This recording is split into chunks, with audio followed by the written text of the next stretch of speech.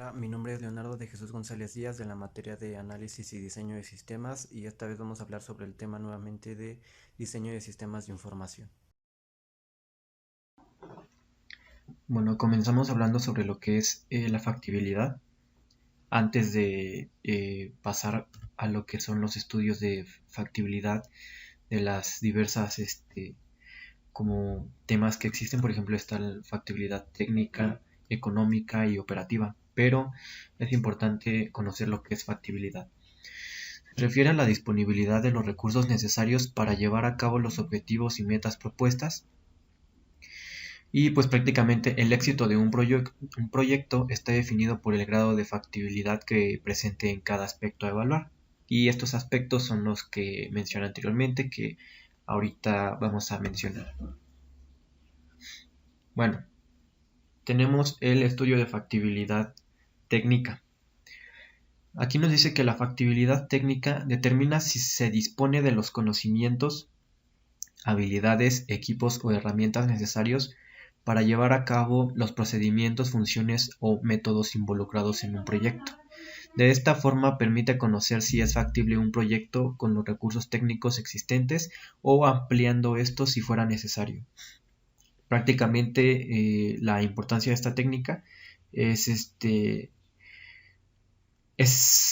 en primer lugar porque con ellos averiguamos si podemos llevar a cabo un proyecto con los recursos técnicos disponibles.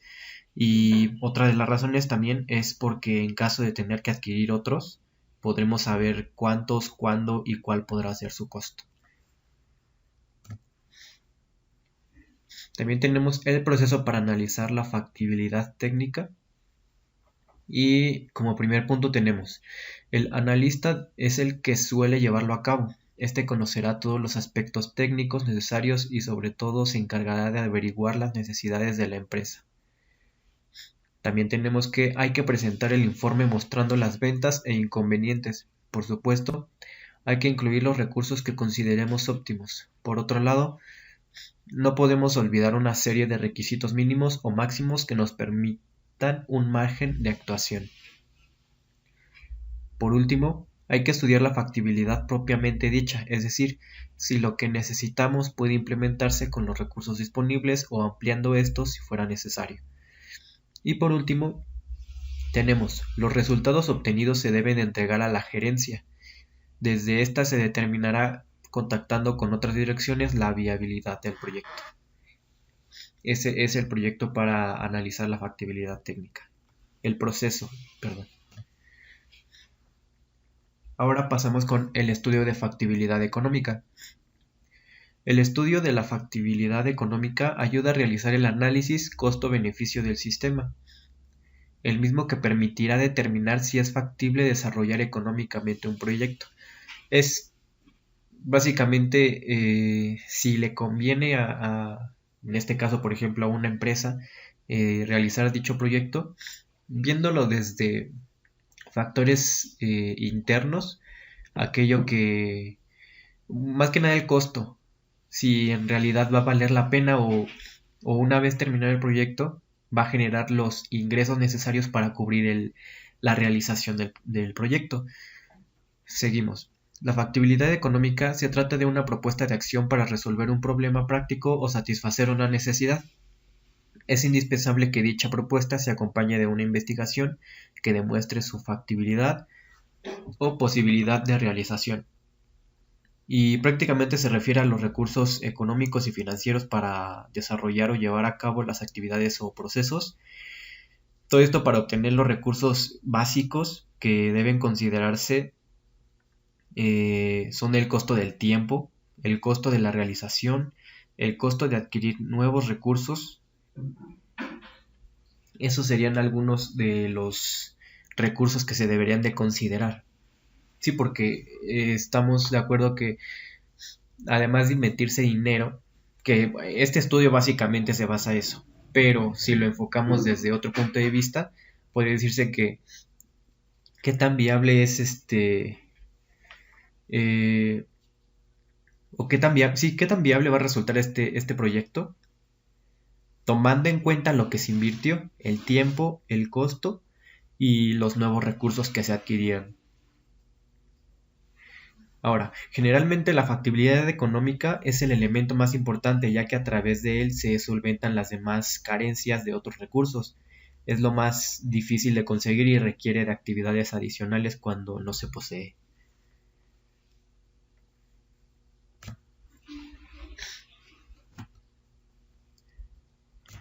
Bueno, ahora continuamos con el estudio de factibilidad operativa, o también investigando encontré que también se le puede llamar productiva.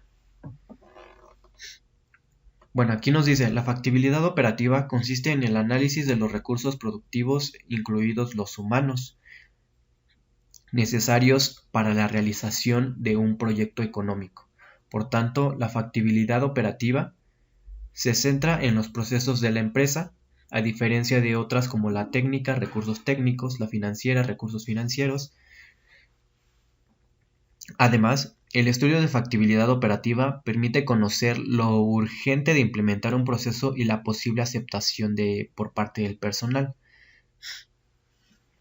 Entonces, para encontrar cierta diferencia entre los tres estudios que ya mencionamos, aquí prácticamente el texto nos dice, la factibilidad operativa se refiere más a los procesos que conlleva desarrollar, no sé, una empresa, un producto, un, un software en este caso, del que estamos hablando sobre el diseño de sistemas de información, que es más que nada los procesos. Incluso ahí nos dice que están incluidos aquellos recursos humanos. Eso es la factibilidad operativa. Ahora, la técnica es aquello material que se requiere. Ahí nos menciona. La técnica son recursos técnicos, o la financiera es los recursos económicos, el dinero. La inversión, entraría también la del tiempo, pero como este estudio se basa más a lo económico, es decir, al dinero, pues entonces podríamos apartar el tema del tiempo con el del dinero. Ahora, también tiene una importancia la factibilidad operativa productiva, y es que es imprescindible tanto empresas que fabriquen productos como aquellas que prestan servicios. En las primeras, la utilidad es clara, cualquier proceso productivo debe ser factible, es decir, realizable. Ahora continuamos con los costos del proyecto. Aquí nos dice, gestionar los costos del proyecto incluye manejar los procesos relacionados con estimar, presupuestar y controlar los costos de tal modo que se logre terminar el proyecto dentro del presupuesto aprobado. Un costo óptimo para el proyecto se logra, entre otros aspectos, tomando en consideración el sopesar los costos y riesgos tales como fabricar o comprar un insumo o bien intermedio, comprar el local en lugar de alquilarlo, así como el intercambio de recursos.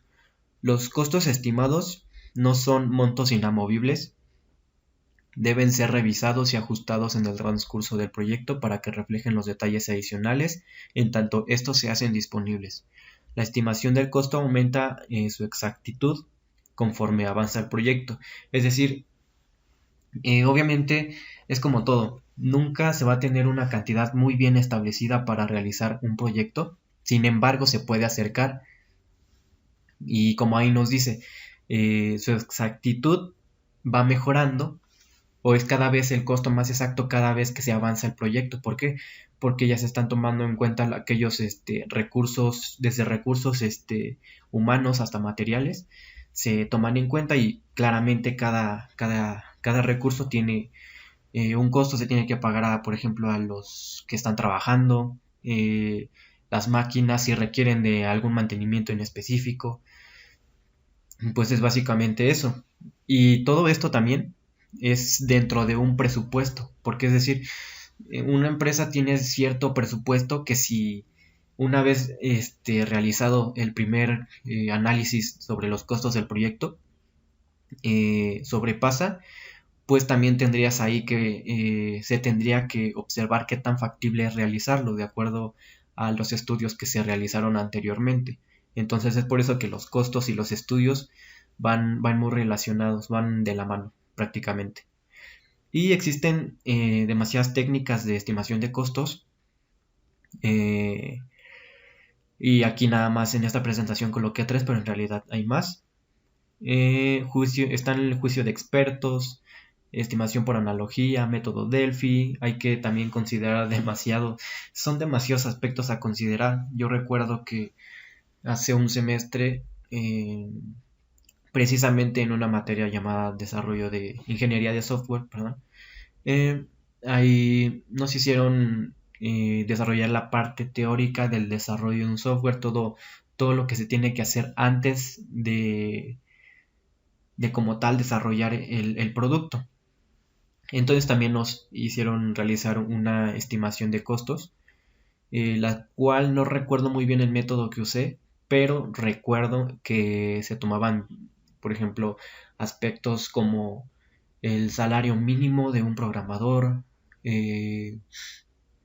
cuánto es, no tanto lo mínimo, es cuánto era el promedio de ingresos que tenía un programador o un desarrollador, y se multiplicaba por el esfuerzo, por el tiempo, y son, como le digo, distintos factores los cuales intervienen para poder estimar los costos.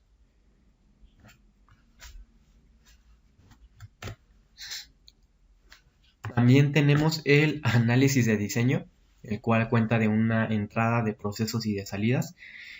Y prácticamente la entrada consiste en el desarrollo de especificaciones y procedimientos para la preparación de datos. Consiste en la realización de procesos necesarios para poner los datos de transacción en una forma utilizable para su procesamiento. Así como la entrada de los datos se logra instruir a la computadora para que lea, ya sea documentos escritos, impresos o por personas que los escriben directamente al sistema. Es prácticamente, por ejemplo, aquellas variables que normalmente usamos en el ámbito de la programación. También tenemos los procesos, que se definen como una secuencia de actividades o tareas ejecutadas con el objetivo de generar un resultado esperado. Frecuentemente se ejecutan procesos complejos que abarcan múltiples funciones dentro de una organización e incluso en ocasiones se extienden fuera de los límites de la misma. El análisis de la operación con enfoque de procesos permite diseñar dicha secuencia eliminando actividades que no generan valor a la razón de ser del negocio o del proyecto. Pues sí, prácticamente los procesos son las actividades que existen dentro del análisis del diseño. Y como ahí dice, o sea, tan solo son los procesos necesarios, porque si se tiene procesos que realmente están ahí de adorno, es decir, que no aportan como que grandes cosas al proyecto, entonces deberían de ser dados de baja o eliminados, porque creo que lo único que consumirían es espacio. También tenemos lo que es por último la salida, y el término salida para detonar cualquier información producida por un sistema de información, ya sea impresa en una pantalla que será entregada a los usuarios. Los usuarios dependen de la salida para realizar sus tareas y frecuentemente juzgan el mérito de un sistema únicamente por su salida. La salida siempre será el resultado de una computadora. Es como aquella consulta que los usuarios hacen dentro de un sistema, y claramente es muy valorado la salida que se tenga de acuerdo a la información a la información que el usuario haya solicitado en dicho sistema. Y ahí también hay diversos aspectos los cuales te evalúan si el diseño cuenta con una buena salida de información, y pues prácticamente los usuarios valoran eso. Una de las cosas más importantes es el tiempo.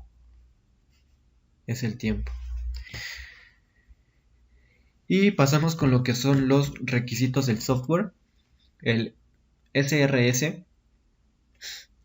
es un documento creado por los analistas de sistema después de recoger los requisitos. El SRS define cómo va a interactuar el software que quiere crearse con el hardware, las interfaces externas, la velocidad operativa, el tiempo de respuesta del sistema, la portabilidad del software en las diversas plataformas, el mantenimiento, la velocidad de reponerse después de estropearse, su seguridad, calidad, limitaciones y entre otras. Estos sí son aún más aspectos que deben ser tomados en cuenta, sobre todo para... pues es que prácticamente su nombre nos los dice, son requisitos que necesariamente se tienen que cumplir. Y si no, en algunos de los casos se cumplen, pero no de la mejor manera. Entonces, lo que hace el analista es crear ese documento. ¿Para qué? Para que si algo no está funcionando muy bien, por ejemplo, aquí nos dice el tiempo de respuesta del sistema.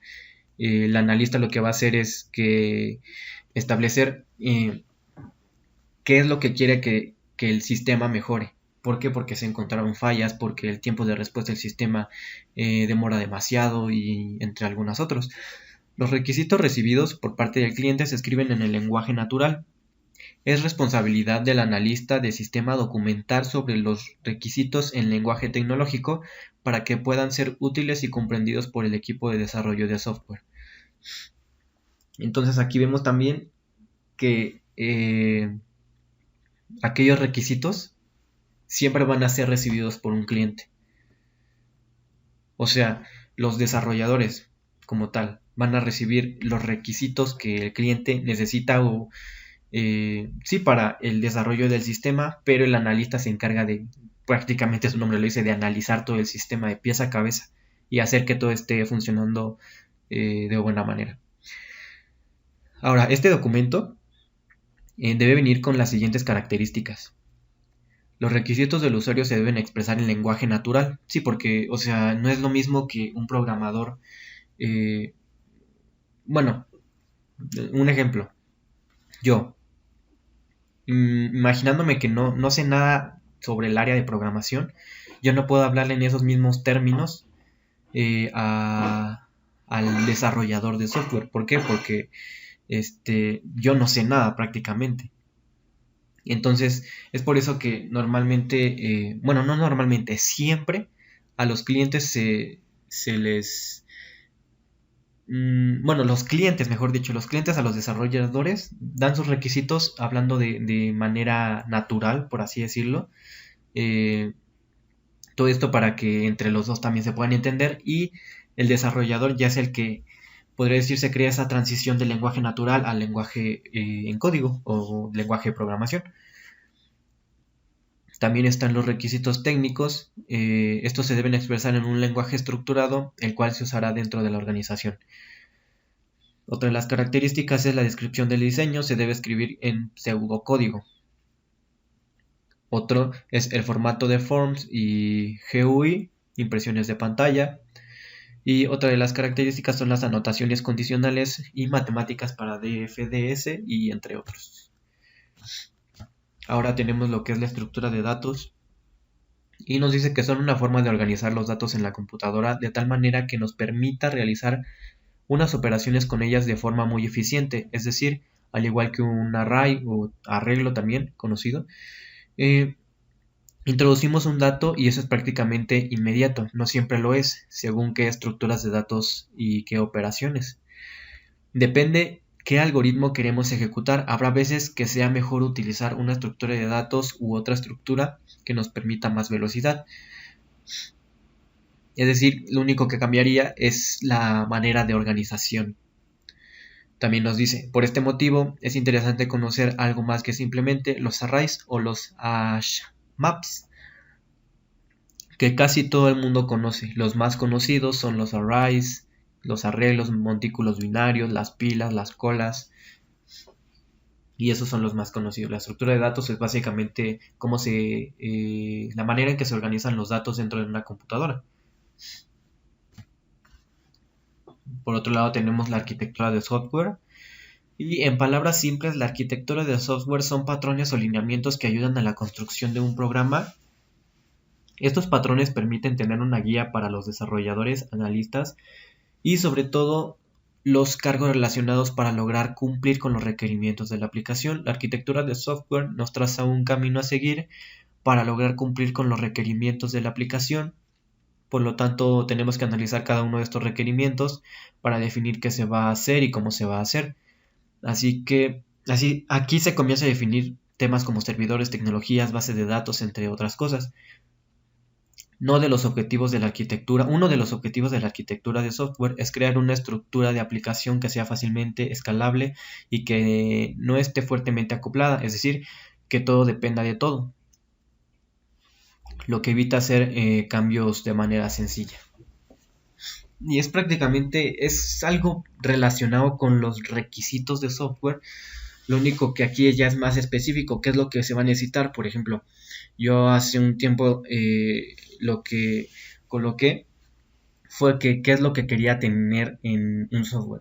En mi caso estaba viendo la realización de un punto de venta y lo que requeriría sería, por ejemplo, no sé, lector de código de barras, registro de productos, ¿qué otro?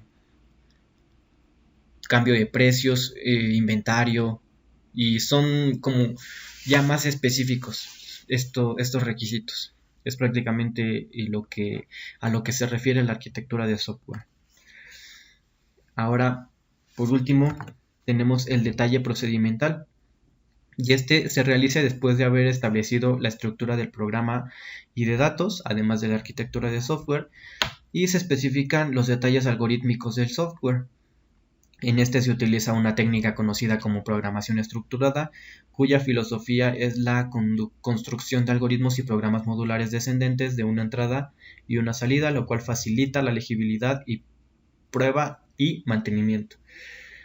Algunas notaciones del diseño o detalle procedimental es esto que ya conocemos, el diagrama de flujo, también las tablas de decisión y el pseudocódigo. Como ahí también nos menciona, requieren de una entrada y de una salida y son programas modulares descendentes, es decir, que van de arriba hacia abajo. Entonces, no coloqué una imagen, pero es prácticamente lo que vimos como en los primeros semestres de la licenciatura, donde se coloca un circulito en la parte de arriba, lo cual indica que inicia el pseudocódigo.